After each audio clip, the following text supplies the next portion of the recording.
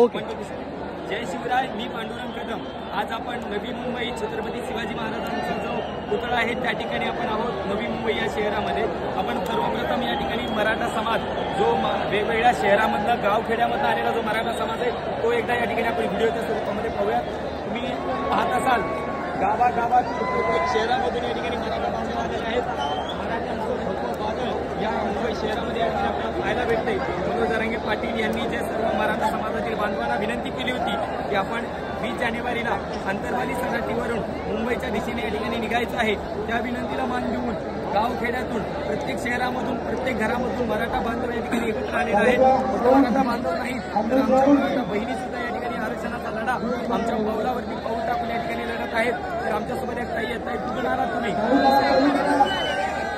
आमच्या ताईचे काय नाव आहे ताई तुमचं? प्रिया प्रकाश बागल नावाच्या आमच्या ताई आहेत. खटाव तालुक्यामध्ये मूळचं गाव खटाव आहे परंतु सध्या राहायला मुंबई सानपाड्यामध्ये आहेत. म्हणजे आमचे हे लोकलमध्ये मुंबईमध्ये असणारे आमचे मराठा बांधव म्हणजे आमच्या ताई आहेत. आणि मनोज जरांगे पाटील यांचे हात बळकट करण्यासाठी मराठा आरक्षणाचा लढा मजबूत करण्यासाठी खास करून ताई इथं आलेल्या आहेत. त्यानंतर आमची एक छोटी ताई सुद्धा या ठिकाणी आमच्या आरक्षणाच्या लढ्यावरती आमचे हात बळकट करण्यासाठी मजबूत करण्यासाठी आले. काय नाव आहे ताई तुझं? आणि कोणत्या वर्गात शिकतेस तू? इंजिनिअरिंगच्या दुसऱ्या वर्षाला आहे.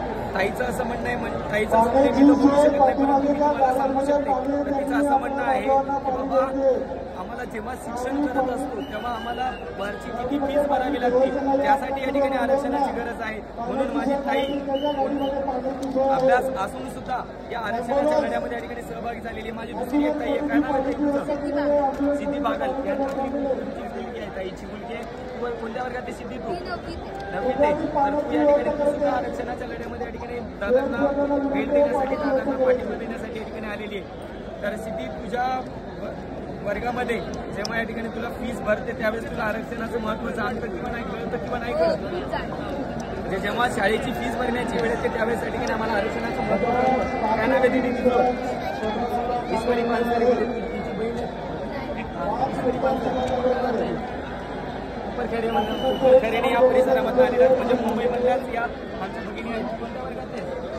5वीला आहे. माझी 5वीची ताई सुद्धा या ठिकाणी आरक्षणाच्या लढ्यामध्ये हा लढा मजबूत करण्यासाठी आलेले आहे. आम्हाला आमच्या ताईंचा आणि अजून करोडोच्या संख्येने आलेले माझे मराठा बांधव आहेत त्यांचा मला या ठिकाणी सारखा अभिमान वाटतोय.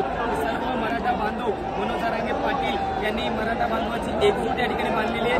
आम्हाला आरक्षण महत्वाचंच आहे परंतु हा जो मराठा समाज एका ठिकाणी बांधण्याचं इतकं मोठं काम मनोज जरांगे पाटील म्हणजे आमच्या दादांनी केलेले आहे. ते दादांचे उपकार या ठिकाणी आयुष्यभर या ठिकाणी विसरू शकत नाही. ताई काय नाव आहे तुमचं? कुठून आलेला? म्हणजे मूळचे सातारच्या आजपर्यंत सध्या इथं कोकणमध्ये राहिला आहे. ताई विरारवरनं तुम्ही पाहिलं असेल. विरार इथून बरंच दूर आहे.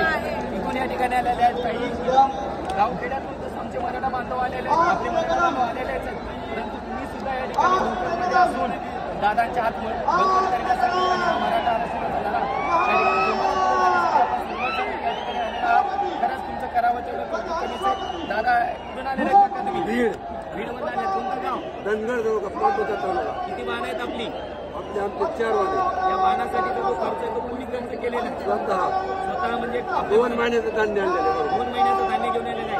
जोपर्यंत मराठ्यांना आरक्षण भेटत नाही तर हलणार नाही तो. बघा पाहिलं असेल प्रत्येक मराठा बांधवाकडनं 30 भूमिका येते की जोपर्यंत मराठा समाजाला आरक्षण भेटत नाही तोपर्यंत मुंबईवरनं माघार नाही. स्वतः राशन घेऊन या ठिकाणी सर्वजण आलेले आहेत. तुर्कसा थांबतो. जय जिजाऊ जय शिवराय. एक मराठा एक मराठा छत्रपती शिवाजी महाराज की जय.